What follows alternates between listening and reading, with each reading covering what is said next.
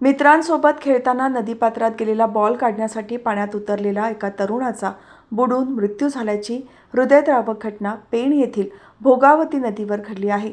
वसीम शेख असे या दुर्दैवी तरुणाचे नाव असून या घटनेमुळे संपूर्ण परिसरात हळहळ व्यक्त केली जात आहे। मिळालेल्या माहितीनुसार वसीम शेख हा गुरुवारी दुपारच्या सुमारास आपल्या मित्रांसह भोगावती नदीच्या किनारी व्हॉलीबॉल खेळत होता। खेळ रंगात आलेला असताना अचानक बॉल उडून पिंपळडोह येथील नदीपात्रात पडला। तो बॉल परत आणण्यासाठी वसीम पाण्यात उतरला, मात्र त्याला पाण्याचा वेग आणि खोलीचा अंदाज आला नाही। क्षणातच तो प्रवाहासोबत वाहून गेला आणि नदीपात्रात बेपत्ता झाला।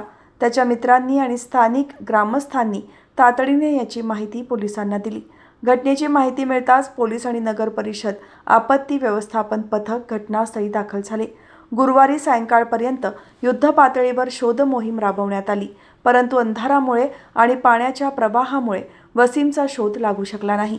अखेर दुसऱ्या दिवशी सकाळी हेल्थ फाउंडेशन खोपोली आणि SVRSS रेस्क्यू टीमला पाचारण करण्यात आले।